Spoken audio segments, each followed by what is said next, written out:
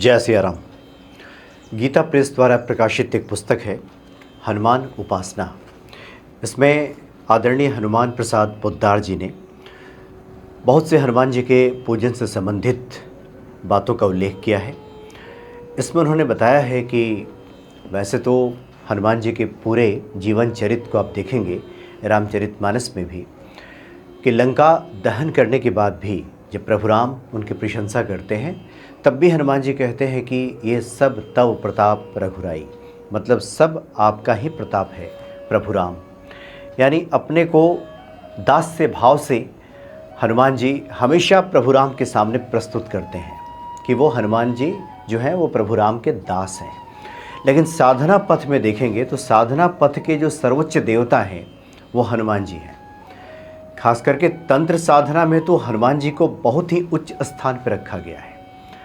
जितने भी देवी देवता हैं, खास करके देवी की आराधना होती है और एक हनुमान जी की, जो कि साधकों के लिए सबसे सर्वोच्च देवता दिखाई देते हैं, जहाँ पे साधना सिद्धि बहुत जल्दी हनुमान जी की पूजा से हो जाती है। व्यक्ति की जो लौकिक कामनाएं हैं या फिर जो भक्ति पथ पे ही क्यों ना आगे बढ़ना हो, प्रभु राम से मिलन की ही क्यों ना बातें हों, मनुष्य का ध्येय ही क्यों ना हासिल करना हो, ये सब हनुमान जी की साधना से संभव होता हुआ दिखाई देता है।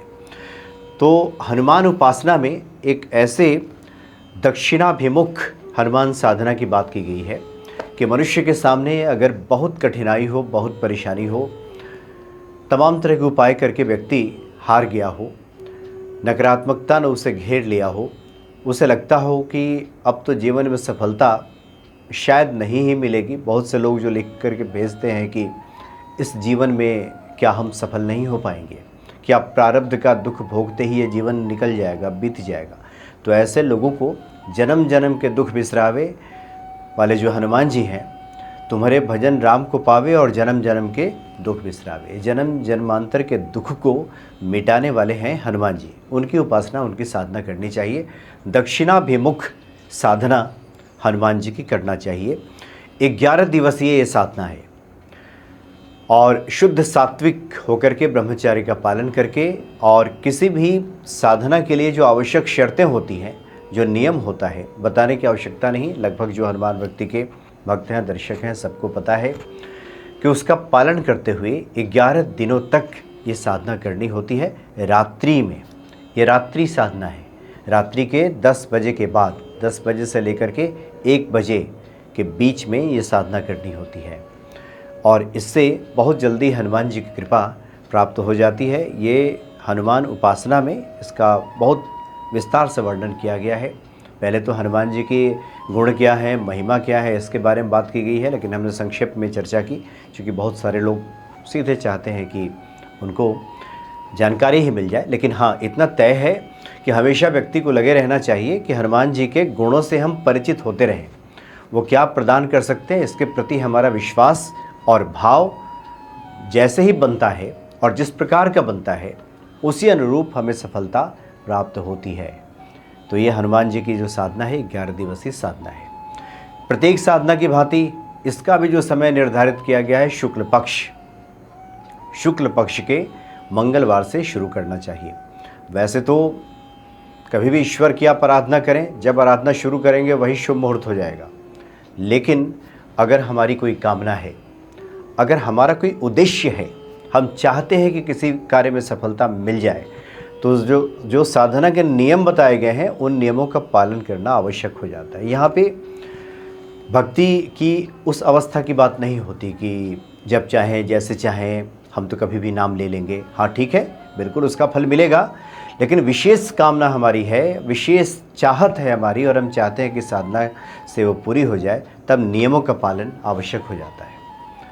तो शुक्ल पक्ष मंगलवार से शुरू करें, सुबह स्नान आदि क्रिया से निवृत्त हो जाएं। जो सुबह की दैनिक पूजा है जिस प्रकार से हम करते हैं वो कर लें और रात्रि के 10 बजे हम शुद्ध आहार लेते हैं। हमारे आचरण ठीक है, किसी प्रकार के व्यसन में हम नहीं फंसे हैं, तो हाथ पांव धो करके और जहाँ पे हनुमान जी को आपने विराजित किया है, खास करके हनुमान यंत्र अगर आपने विराजित किया है तो फिर तो क्या कहने।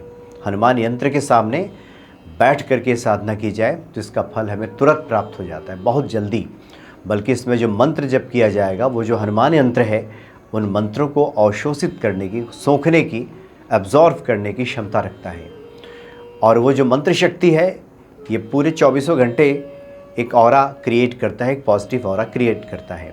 तो हनुमान जी की कोई तस्वीर हो, हनुमान जी का विग्रह हो या फिर हनुमान यंत्र हो, वो आपको लेकर के बैठ जाना है। क्योंकि सबके घरों में ज़्यादातर पूरब की तरफ मंदिर होता है और मंदिर का मुख पश्चिम की तरफ होता है, हमारा मुख पूरब की तरफ होता है। लेकिन यहाँ जो साधना करनी है, हमारा मुख दक्षिण की तरफ होना चाहिए, यानी उत्तर के दीवार में, यानी उत्तर की तरफ हनुमान यंत्र या हनुमान जी का विग्रह आपको यहाँ पे स्थापित करना है। मतलब वहाँ एक लाल कपड़ा बिछा दीजिए, जब पूजन करने जाएँ तो लाल कपड़ा बिछा दें, वहाँ पे हनुमान यंत्र, हनुमान जी का विग्रह यह स्थापित कर दीजिए, जल का पात्र रख लें और एक सरसों के तेल का दिया जला लें। जो भोग प्रसाद है आप हनुमान जी को अर्पित कर लें, गणेश जी का नाम लेकर के, और हनुमान जी से ही आज्ञा मांग करके, गुरु स्वरूप में उनको प्रणाम करके, प्रभु राम को याद करके, और हनुमान जी के सामने जो भी प्रसाद है अर्पित कर लें।